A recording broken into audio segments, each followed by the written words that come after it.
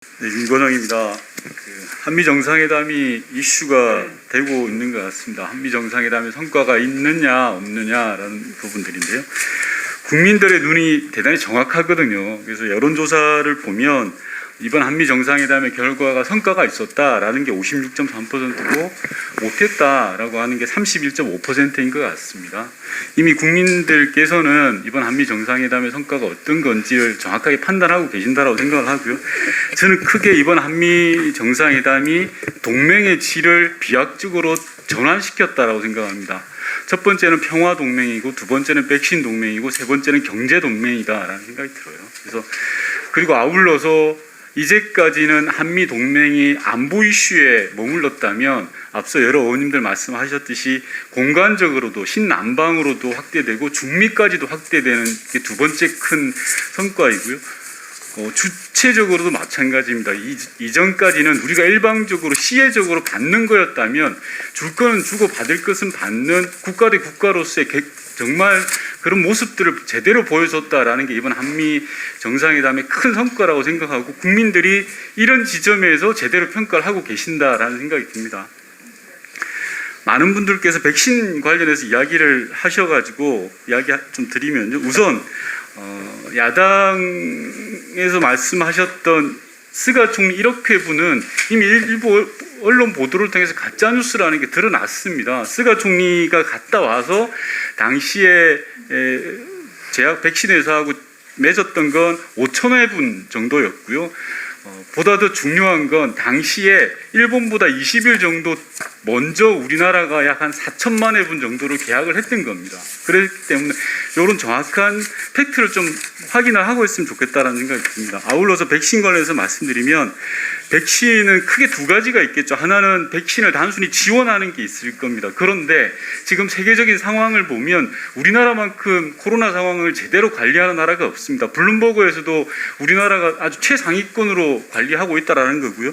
OECD 가입국으로만 보면 100만 명당 가입자나 사망자 숫자에 있어서 우리나라가 3위입니다. 우리보다 앞선 게 호주와 뉴질랜드밖에 없는 이런 정도로 잘 관리하고 있는 상황이고, 실제로 미국에서 이야기하고 있는 백신 지원이라는 부분들은 개도국에 대한 부분들이죠. 아까 장관님 말씀하셨던 즉 국격이나 이런 것들을 봤을 때도 마찬가지입니다. 아울러 우리나라가 지금 확보하고 있는 백신의 숫자가 1억 명분에 가깝습니다. 그리고 당장 다음 달까지 1,300만 명이 1차 접종이 완료되는 그런 상황입니다. 백신이 부족한 상황이 아니라는 거죠. 어제만 하더라도 하루에 65만 명이 백신을 맞았습니다. 차분차분 해나가면 되는 거고, 지금 상황에서 중요한 건 백신에 대한 가짜정보, 불안정을 조장해서 공포를 일으키는 게 더 문제라고 생각하고요. 정부에서 계획했던 대로 차분히 하는 게 저는 중요하다고 생각합니다. 의원님, 누가 공포를 조장해요? 잠시만 이 시간 좀 끊어주세요. 저기 박진 의원님, 예, 윤건영 의원님 질의 시간 존중해 주시기 바랍니다. 시간 끊어주세요. 제가 국민의힘을 거론한 게 없고 공포를 조성한다라는 부분에 윤건영 대해서는 의원님도 그냥 질의를 지속하시는 걸로 하고 제 발언 시간에 이렇게 들어오시는 게 어디 있습니다. 있습니까? 잠시만요. 제 발언 시간이잖아요. 예, 박진 의원님, 윤건영 의원님 질의 시간을 존중해 주시고요. 윤건영 의원님은 향후에 다른 신상 발언이나 별도의 시간을 얻어서 하시고 지금은 질의를 하시는 게 처음 겪는 경우라서요. 제 발언을 정확하게 보시고 이야기해야지 뭐가 찔리는지 저는 잘 모르겠습니다. 제 발언 질의 이어가시기 바랍니다. 네. 네. 백신 동맹이라는 건 세계 1위와 2위가 만난 정말 중차대한 의미가 있다고 생각합니다. 단순하게 백신을 얻어오는 게 아니라요.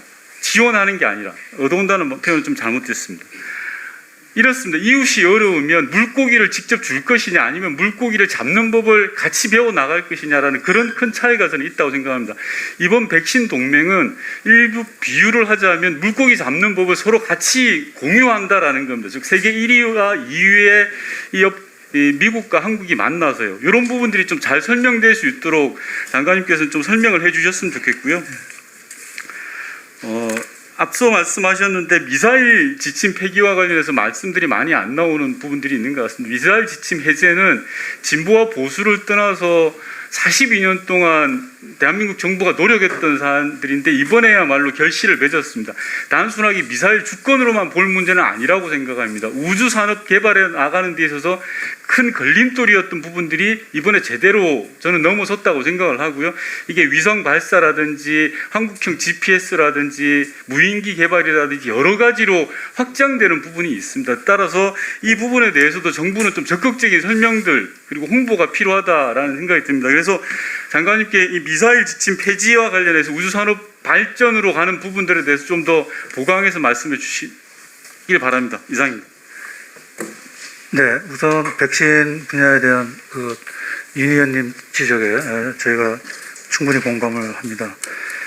특정 국가 비교하지는 않겠습니다만 이번 대통령 방미 기간 중에 백신 분야에 관한 별도 협의를 미국의 유수한 백신 기업 대표 두 분과 또 미국의 보건부 장관이 참가하고 우리나라의 보건복지부 장관과 산업부 장관까지 참가한 그런 회의를 대통령께서 직접 주재를 하셨고 그 자리에서 오늘 배포해드린 그 4가지의 MOU가 체결됐습니다. 이 MOU는 단순한 위탁 생산뿐만이 아니라 우리 양국 기업 간에 또 양국 정부와 기업 간에 R&D 협력까지 다 포괄하는 윤 의원님이 말씀하신 것처럼 한미 간의 백신 동맹 차원의 그러한 협약식을 가졌습니다. 이건 굉장히 의미가 있는 거고 상당한 물량들을 합의했습니다.